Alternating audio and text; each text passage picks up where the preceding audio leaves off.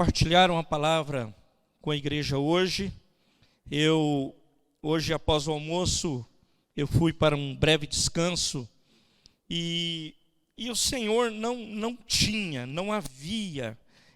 Eu até antes de ir para o repouso, eu tinha orado e tinha pedido a Deus, me fala o que o Senhor tem hoje para a igreja, né? Dá a impressão que eu sou mega o cara que é mais espiritual da terra, né? Irmãos, Deus só nos dá, se nós buscarmos, Ele só nos dá o que temos. Não é assim, não é um passe, pum, e vem a palavra. Não é assim. Você tem que buscar, você tem que estar lendo, meditando nas Escrituras. Não é assim. Eu não creio nesta. Não que Deus não possa dar, óbvio que pode, mas nós precisamos estar em contato com a palavra de Deus. Senão, que assunto nós vamos tratar? Como nós vamos dar o que nós não temos? Então nós damos o que temos, não o que não temos. E aí o Senhor me levou a falar vamos falar do Noé, que está no capítulo 6 do Gênesis, ou a Gênesis, que é o começo de todas as coisas, Gênesis. E, meus irmãos, hoje, logo agora à tarde, até por conta, aí sim, o sermão já estava preparado, eu já tinha preparado, tudo ok, e eu não consigo ler ali, né? Então eu vou ler por aqui, o Daniel vai colocar ali, vai sair na sua live aí. E essa frase é de um pastor aqui de uma igreja em Campinas. Ele fala assim: precisamos, acho que ela vai aparecer para você aí, você que está em casa, precisamos anular sofismas e argumentos que mantêm nossas mentes reféns de uma lógica que meramente reproduz a cultura e conduzi-la à submissão à mente de Cristo. Hoje falamos sobre a mente de Cristo. Pela manhã foi citado, até foi a diaconisa Fabiana que falou isso. Vou repetir.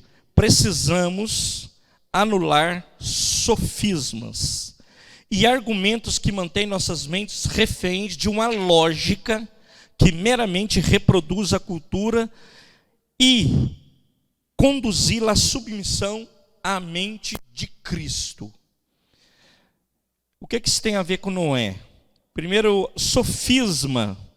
Ele não é muito do nosso vocabulário, né? Não é uma palavra que nós falamos muito. Então, sofisma, biblicamente falando, eu traduziria simplesmente assim: é uma indução ao erro, é enganar, é silenciar o oponente. Então eu não concordo, Rosana sabe como que é isso. Eu não concordo, eu silencio a pessoa. Eu não concordo, silencia. Isso é sofisma, é parar, é induzir ao erro, é levar ao erro, é ensinar a fazer errado. Aí agora eu chegamos na igreja e a Aline, que é professora aqui na igreja da sala de classe dos adolescentes, dos teens, o nome chique, e ela nos deu a revista, até a revista é a da minha filha, agora é minha. E aí eu comecei a ler a revista essa, então eu quero dizer, você pai, mãe, olhe para essa revista, ela é muito interessante, muito. Eu li uma lição aqui, e se todos os adolescentes eles tivessem esse nível de lição que tem aqui, e levasse isso a sério, dificilmente nós viríamos o que é uma pesquisa que está aqui do IBGE, onde agora, meus irmãos, eles estão dizendo que adolescente, a idade média atual dos filhos a saírem de casa dos pais passou de 25 para 30 anos. Daqui a pouco o cara vai chegar, meus irmãos, ele já devia estar não sei aonde, ele está falando: ô pai, me dá dinheiro para pôr gasolina aí. Ô gente boa, você já devia ter viajado há tempo, cara. Nós queremos ficar com eles, mas irmãos, eles precisam ir e aprender também. Então, isso aqui é uma pesquisa do IBGE, está na revista, os pais dos adolescentes podem ver isso aqui depois. Mas eu vou usar aqui uma frase, isso aqui é o editorial da revista. Ele fala assim: não podemos nos amoldar ao padrão irresponsável deste mundo. Muita gente não quer ouvir isso. Padrão irresponsável do mundo. E vou usar algumas pessoas vão receber esse vídeo. Não são todos que eu vou compartilhar. Onde, meus irmãos, as pessoas, e principalmente os adolescentes, desculpe os adolescentes, hoje tem até vários aqui, onde, meus irmãos, as suas cabeças estão sendo cheias de mingau. Eu falei ontem no culto de jovens, você não vê uma citação de um pensador, cristão ou não, é muito raro. Você vê citação, é um mingau. Então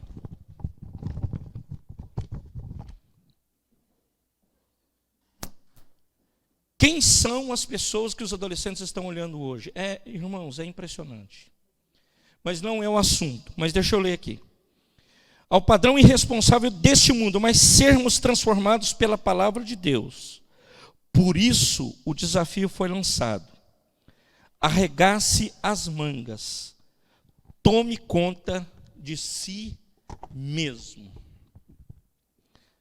Então, isso aqui é dos adolescentes, eu gostei muito, falei com a Aline, ela até me deu essa revista agora, e eu acho muito interessante, é muito sério aqui, a editora, quem produz esse conteúdo aqui é maravilhoso.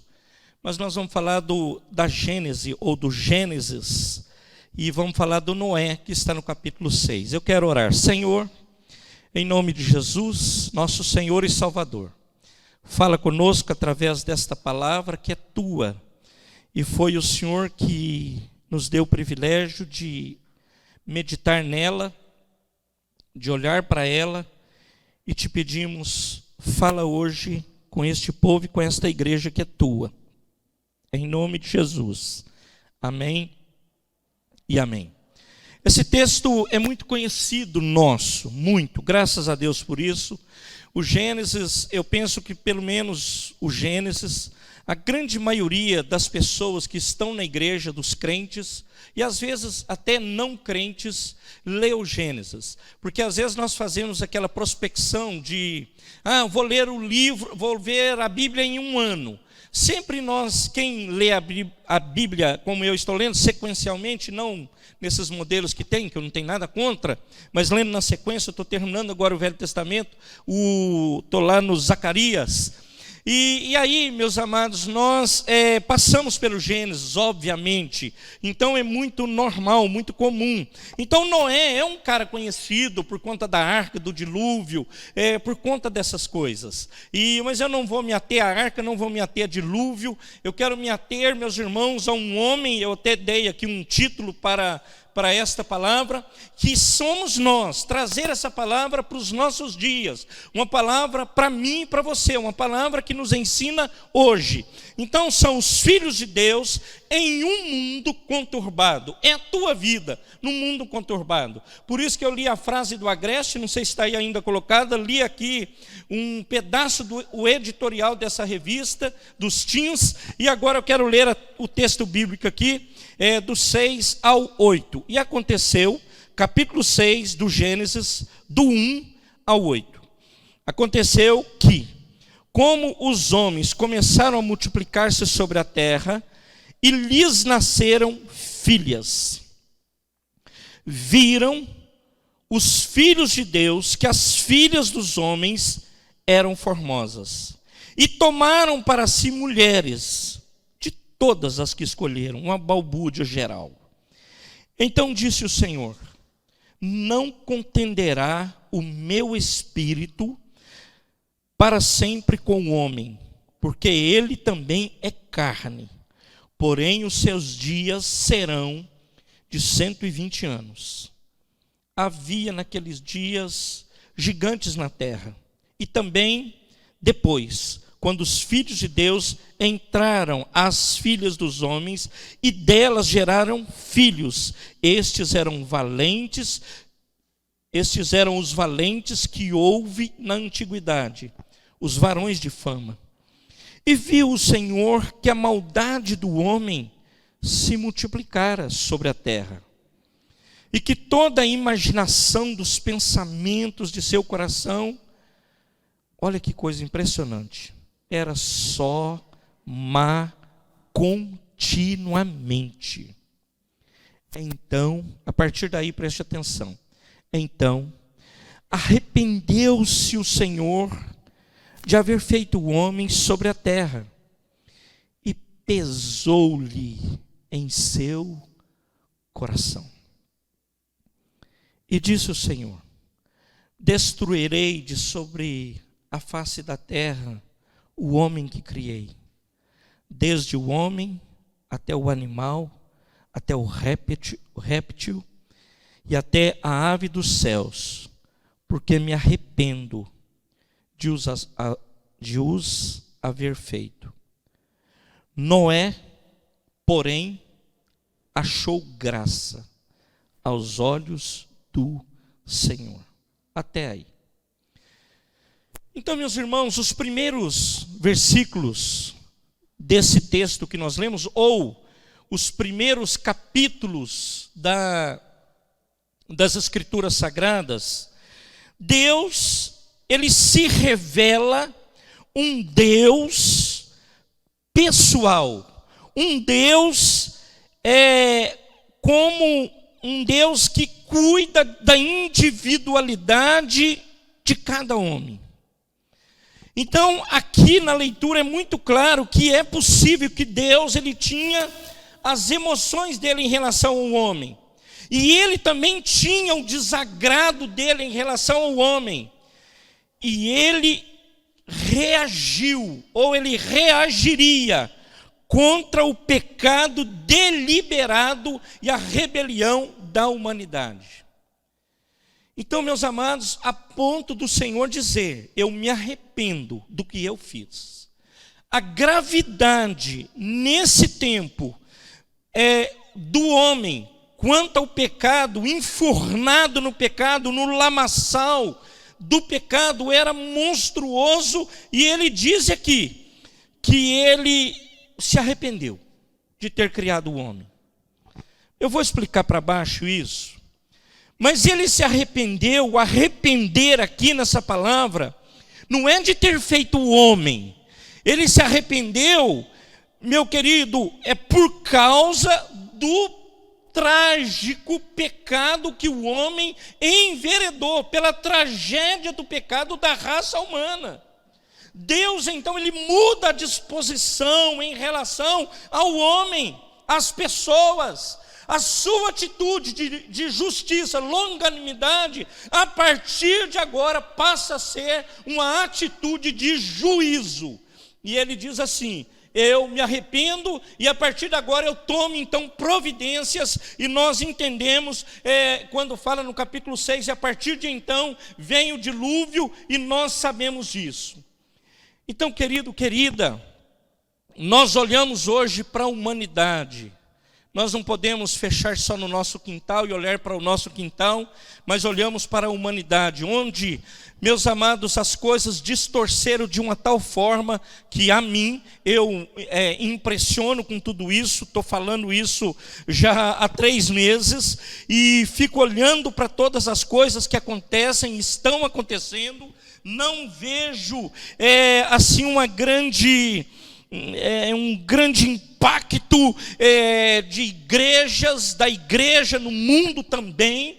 Aliás, a igreja em algumas partes do mundo está sendo tulhada a sua liberdade de culto, de expressão. Em alguns lugares, por exemplo, na Alemanha, a igreja reabriu, mas proibiu cantar. Nos Estados Unidos, prenderam pastores na Flórida. Algumas coisas estão acontecendo como que querendo parar a igreja e a voz do Senhor na terra, que na minha opinião, e prego isso há muitos anos, meus irmãos, onde traz o equilíbrio para a humanidade, é a igreja do Senhor na terra. São são os valores cristãos, são os valores que o Senhor Jesus deixou plantado na terra, é o que traz equilíbrio para o mundo. Nós somos melhores? Não, aliás, nós temos que olhar para tudo isso e vermos que momento nós estamos inseridos nessa história e olhar para o Senhor, o Eterno, e saber, meus queridos, que Deus, Ele é misericórdia, mas Ele também é juízo. E que nós não podemos brincar com essas coisas. 1 Samuel capítulo 15 e 29, ele fala assim: também aquele que é força de Israel não mente, não se arrepende, porquanto não é o homem, para que se arrependa. Então, meu querido, a existência de Deus, o seu caráter, o seu eterno propósito traçado em relação a você, ele é imutável, ele não muda. Mas, pastor, como que ele se arrependeu ali, no Gênesis? Ele se arrependeu por causa do pecado. O pecado do homem levou o Senhor a se arrepender. Parece que há uma incoerência aqui. Então, ele não muda isso, mas ele pode alterar o tratamento em relação ao homem. E nós sabemos disso. Que o pecado, ele traz consequências. Trouxe, está trazendo na humanidade, ele vem trazendo consequências. Aliás, a grande parte das coisas que nós vemos hoje é por conta do pecado. O Tiago também escreve, no Tiago 1,17, toda boa dádiva e todo dom perfeito vem do alto, descendo do Pai das luzes, em quem não há mudança, nem sombra de variação. Então ele não muda. A verdade dele em relação à tua vida é imutável. Ele muda e se arrepende quando, como aqui no Gênesis, as coisas viraram de cabeça para baixo e ficaram insustentáveis, a ponto de Deus dizer: eu me arrependo de ter feito o homem. Queridos, isso para mim, na minha visão, é muito grave. Outro dia eu estava conversando lá na igreja de Campinas com o pastor Valdecir, nós passamos para falar um oi com ele, ali na rua da igreja, eu e Rosana, e descemos ali, ele desceu, gritamos ele desceu, todo paramentado lá, né, nós também, e começamos a conversar, e ele está todo cuidadoso, né, ele está meio diabético assim, meio de longe mesmo, né, mas começamos a conversar. E aí de repente passou isso era um dia da semana comum, passou um cara, e a gente falando, né, pastor, já era isso lá em abril, maio, e falando, o negócio estava bem assim, parado mesmo. Eu falei: pastor, e aí? Aí passa um sujeito com essas músicas altas, tremendo o chão. Aí eu falei: pastor, o senhor acha que esse cara, ele está preocupado com pandemia? Ele está preocupado se Jesus vai voltar? Se ele está preocupado com pecado? Ele está pensando nisso? E nós fomos concordes na resposta: obviamente que não. Porque o cara está no mundo da lua. Ele está pouco importando com o que aconteça. E isso, meu querido, minha querida, para mim é um alerta para a igreja. Porque nós não podemos estar como aqueles que sonham, como aqueles que dormem. Nós precisamos, diferentemente de tudo isso aqui, estarmos alertas e bem alertas para os sinais que estão acontecendo e ficarmos, como acabamos de louvar aqui com 2 hinos, que, meus irmãos, o nosso lugar não é aqui. Nós temos que olhar para uma outra pátria, para um outro lugar, porque Deus, Ele nos chama para isso e nos separa para esta bênção, e Deus, Ele tem feito isso para a glória de Deus Pai. Então, meus amados, o que acontece com o homem é o seguinte, esse texto também é conhecido aqui da igreja do Êxodo 32, e ele fala a mesma coisa. Então, é 32:14 do Êxodo. Então o Senhor arrependeu-se do mal que dissera que havia de fazer ao seu povo. Então, meus amados, Deus aqui, nesse episódio do 32, que fala do bezerro de ouro, Moisés estava lá com o Senhor, consagrado, falando com Deus, Deus dando para ele algumas orientações, e o povo falou assim: esse Moisés está demorando demais, véio. Esse cara foi para lá, não volta mais. Irmãos, não deu outra. Chamaram Arão. Aí eu quis falar essa palavra, eu às vezes esqueço ela. A Bíblia fala muito dela, de lisonjas. Lisonjas são: oi, Arão, cara, esse Moisés aí está demorando muito, moço. Vamos ajeitar aqui alguma coisa. O Arão ouviu as lisonjas, aqueles elogios, tapinhas nas costas, aquela coisa toda, mandou a mulherada tirar os pingentes, os colares, tudo que eram os enfeites, os atavios, e não tiveram dúvida, derreteu aquilo tudo e fez um bezerro de ouro. Deixou aquele negócio pronto. E começaram a adorar o bezerro. Fizeram o bezerro. Bezerro barra, eu coloquei aqui, barra ídolo. Então, meus amados, Deus, Ele altera sim os sentimentos e atitudes, atos, intenções, conforme as pessoas agem diante da sua vontade. Ele muda, porque a Bíblia está dizendo que ele muda. E ele manda o Moisés descer, e nós conhecemos a história, e fala, e Moisés clama por misericórdia, senão Deus ia detonar com esse povo. Mas ele ouve a oração do Moisés. E aí, meu querido, eu pergunto para você, eu sublinhei aqui, como estamos agindo? Romério, como você está agindo? Eu tenho dito, querido, querida, que é muito fácil para mim dizer, então eu gosto muito de usar essa figura, você faz e eu não faço. É assim e eu faço o contrário. E eu faço diferente. Não é assim. Não funciona assim, irmãos. Nós devemos, como filhos de Deus, sermos exemplo dos fiéis. E sabe qual é o sentimento do Senhor em relação a isso? O Senhor, Ele sente tristeza pela criação dEle. Não é que Deus se alegra com isso, tem uma tristeza no coração de Deus, por conta da separação da humanidade, do projeto dEle, da vontade dEle. Por causa, meus queridos, dessa longura que as coisas, muitas vezes as pessoas, o caminho que elas tomam, são de um distanciamento muito grande do Senhor. E há tristeza no coração de Deus, e eu vou falar por quê. O Salmo 139, ele fala da onipresença e onipotência de Deus. Esse salmo é de Davi. Então, o Davi, do 7 ao 18, eu vou ler aqui, ele fala assim: para onde eu me irei do seu espírito? Ou para onde fugirei da sua face?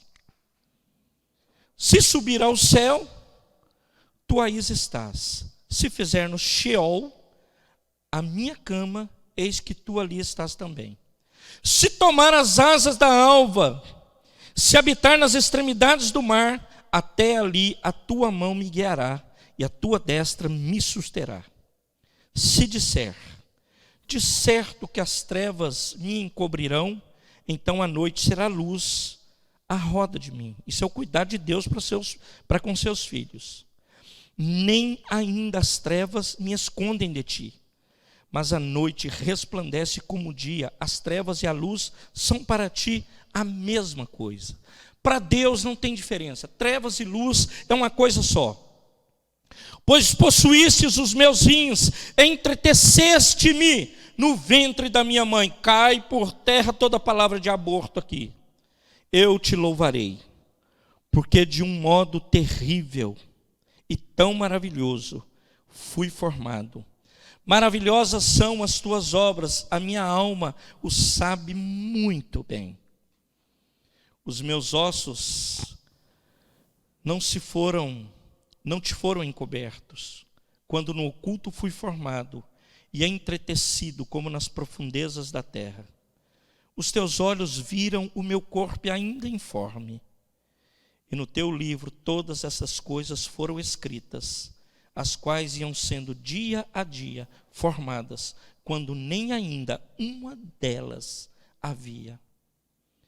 E quão preciosos são para mim, ó Deus, os teus pensamentos, quão grande é a soma deles. Se os contasse, seriam em maior número do que a areia. Quando acordo, ainda estou contigo. Então, o Deus que sente pesar e tristeza por sua criação, ele deixa claro que ele, em relação à sua criação, age pessoalmente. Ele tem amor pela sua criação. Ele tem um intenso amor. E ele, querido, é um Deus que é solícito diante da situação dos seus filhos. Qual a prova que nós temos disso? Jeremias 33:3 fala assim: clama a mim e responder-te-ei coisas grandes e firmes que não sabes. Deus está falando que ele é solícito. Clama você, Romério, a mim e eu te respondo. Ele é solícito. O Crônicas 7, hoje falado,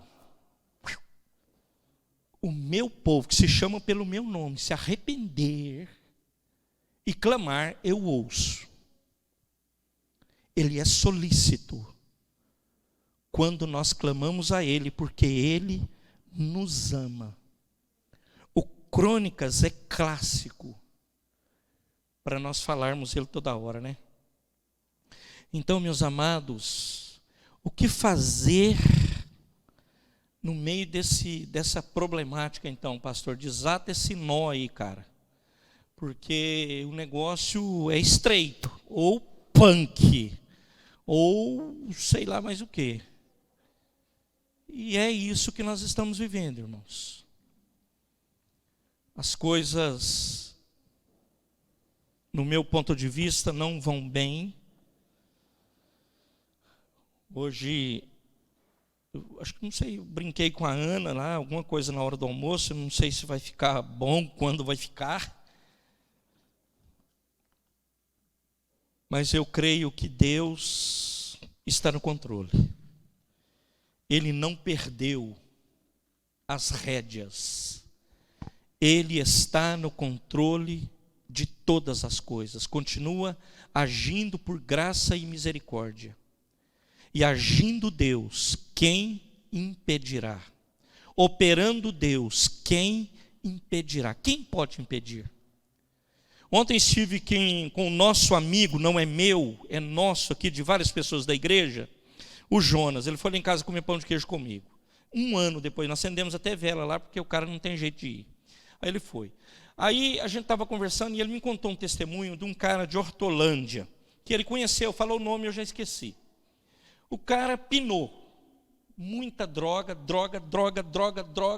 e virou no giraia. Aí ele falou assim, mas ele, depois de virar no giraia, ele falou assim: a única coisa que pode me curar é a Bíblia.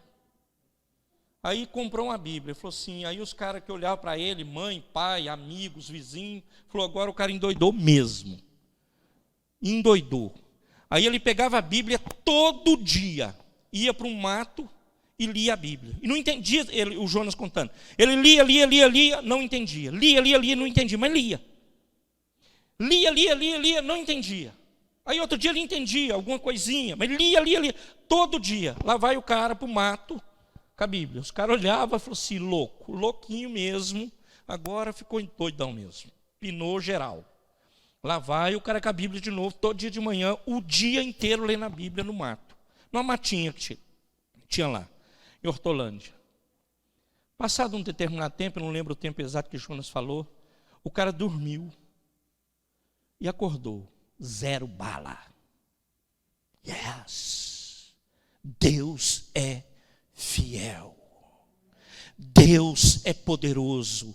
A sua palavra não volta vazia, antes ela faz aquilo que lhe apraz, ela cumpre o projeto de Deus. A despeito do Romério, ele é cumprido quando nós somos obedientes à palavra de Deus. Deus, ele trabalha para aquele que nele confia, e ele opera no meio do seu povo com poder, com graça e com misericórdia. Não interessa o tamanho do problema, isso nós falarmos para o homem, e nós todos iríamos falar, o cara é doido mesmo. Mas para Deus, querido, querida, não há impossível. Há impossível para nós, mas não há para Deus.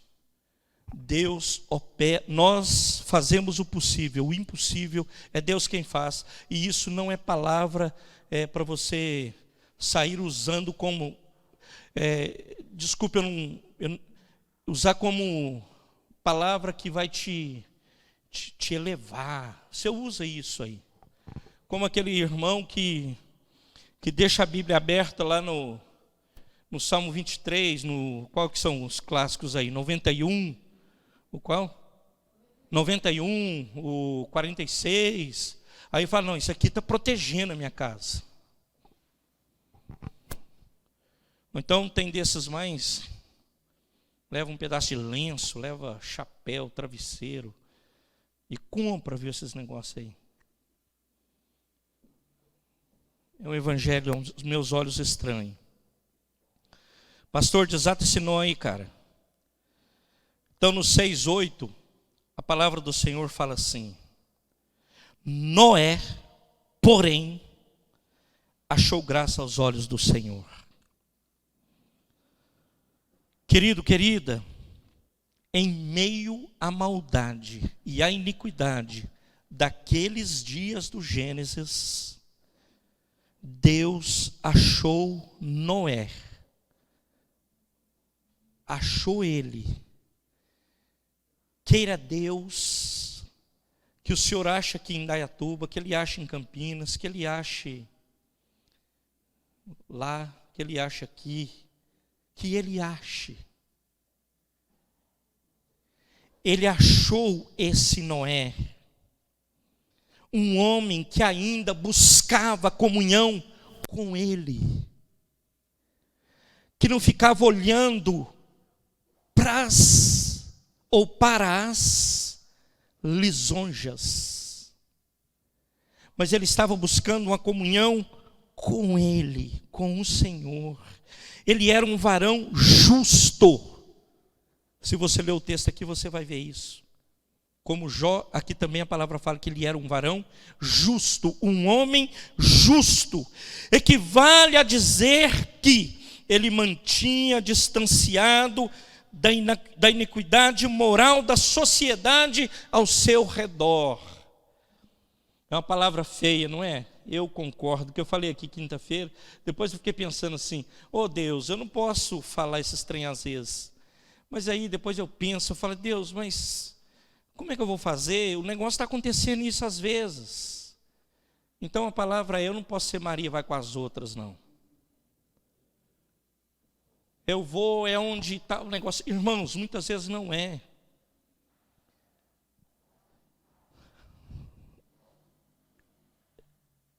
A palavra fala, e pregamos aqui há 2 domingos atrás, uma palavra que Deus nos deu, para nós não desprezarmos os pequenos começos.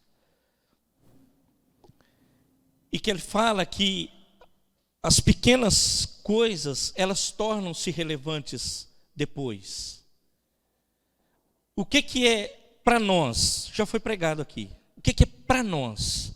Nós olhamos tudo que é macro, tudo que é grande, mega, tudo.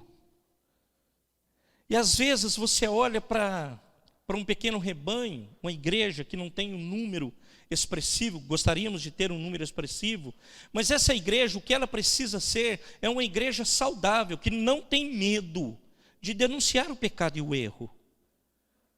Porque, queridos, nós não fomos chamados para viver próximo a isso. Então ele olha e ele acha Noé, e ele entendeu que ele era o varão justo, porque ele se mantinha distanciado da iniquidade moral da sociedade ao seu redor. Querido, por você, a revista falou aqui, glória a Deus pela palavra do editorial, por sermos justos e temer a Deus, devemos resistir à opinião e à conduta condenável da sociedade. Abra os olhos. Eu não gosto, aliás, não é que eu não gosto, eu não entendo muito. Mas, queridos, o futuro que está por vir para a igreja não é a coisa mais brilhante da terra. Então, queridos, nós devemos resistir. E resistir firmes. Orar para que esses homens e mulheres resistam firmemente. Nós, os filhos de Deus, a igreja do Senhor, resista. Em nome de Jesus. O Hebreus, a galeria dos heróis da fé, o 11, no 7, é o primeiro cara da linha, é o Noé. O Senhor, a palavra fala que o Senhor achou em Noé retidão. E é o que Ele precisa achar em mim e em você. Agora, achou retidão, o Noé será se tinha algum mérito? Não, irmão. Como o Romero não tem. Como o Abner não tem, como o Daniel não tem. Isso é fruto, querido. É outra coisa que nós precisamos abrir a cabeça para entender esse troço. Isso é fruto da misericórdia de Deus. Ele andou com Deus porque Deus é misericordioso, porque Deus preservou, porque Deus cuidou. Às vezes, meus irmãos, nós olhamos o negócio como se eu participasse do projeto. Irmãos, eu sou o instrumento que Deus vai levar para lá e para acolá. É isso. É isso que Deus vai fazer. Então é fruto da graça de Deus. Então a fé dele foi por ele andar com Deus. Então era um homem reto. Que o Senhor acha em nós essa igreja reta. Que glorifica o nome dele em todo tempo, a despeito das circunstâncias. Aí, meus amados, tem um texto que há muito tempo eu amo ele, de Gênesis 8, a partir do 1, 2 e 3. E lembrou-se Deus de Noé e de todo animal e de todos que estavam na arca, e Deus fez passar um vento sobre a terra, quietaram-se as águas, cerraram-se também as fontes do abismo, as janelas do céu, e a chuva do céu deteve-se, e as águas tornaram de sobre a terra continuamente, e ao cabo de 150 dias, as águas minguaram. Deus não falava com Noé há 150 dias. Você é filho, eu sou filho de Deus. 150 dias sem Deus falar. A fé do Noé estava meio... Ele não sabia, querido, o que ia acontecer. A fé dele estava sendo colocada em prova, pois ele não tinha a mínima ideia de quando as águas baixariam. 150 dias. E ele não tinha ideia do que ia acontecer. Eu estava escrevendo hoje à tarde, e eu lembrei daquele louvor, né? A música, nós cantamos aqui. Eu às vezes canto aqui também, né? É um dos meus. Aí ele fala assim: cada vez que a minha fé é provada, tu me dás a chance de crescer um pouco mais. As montanhas e vales desertos e mares que vão para perto de ti.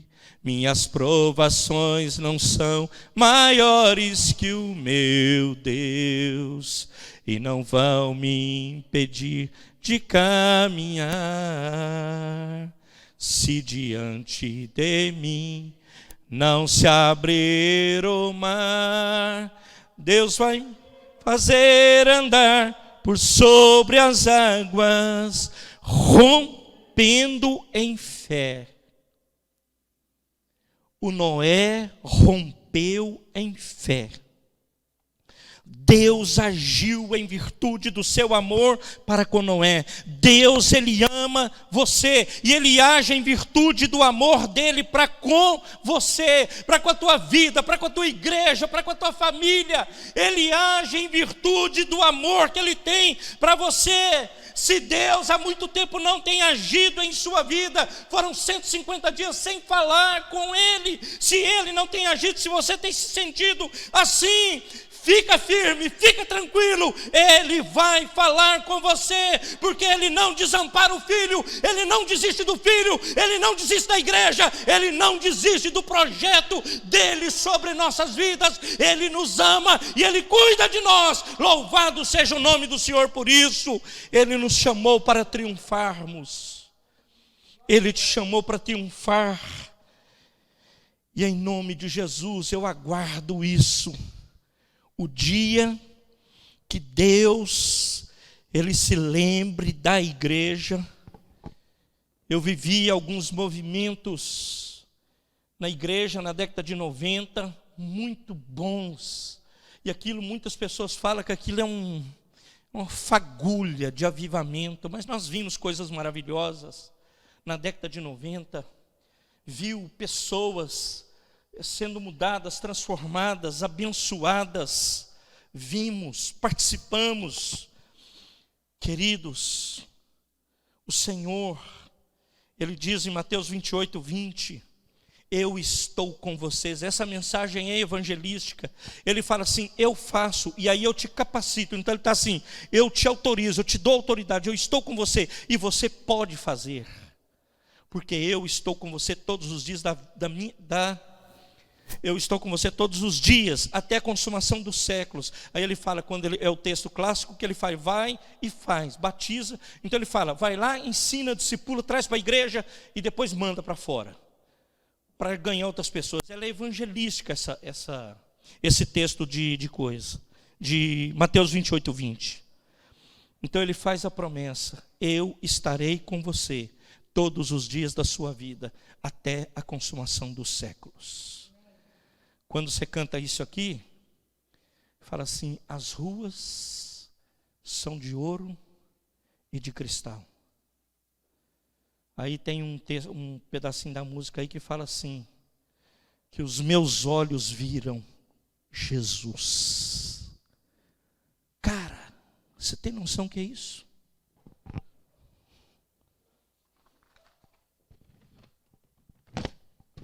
Você tem noção do que seja isso? Agora, com tudo isso, eu sou desafiado e você é também. Fica firme. Seja firme, seja constante. Deus cuida de todas as coisas, dos detalhes da nossa vida. Cada detalhe. A musiquinha antiga, cada passo que dá pelas sendas aonde vai, há um Deus que te vê, que olha para você, que sabe tudo de você. Fica firme, irmão. Fica firme, irmã. Fica firme, mãe. Fica firme, pai. Deus pode reverter essa situação, sim, porque Ele tem poder para mudar qualquer situação. E Ele se lembrou de Noé. Eu não sei que dia que Ele vai se lembrar de você, mas Ele se lembra de você também. E Ele abençoa a tua vida. Que Deus te abençoe, que Deus te fortaleça, que Deus cure o seu coração, liberte o seu coração, e você possa sair dessa sala, desse quarto e os que estão aqui na igreja, da igreja, renovados pelo poder da palavra de Deus, em nome de Jesus Cristo, para a glória de Deus Pai. Deus seja louvado em nome de Jesus Cristo.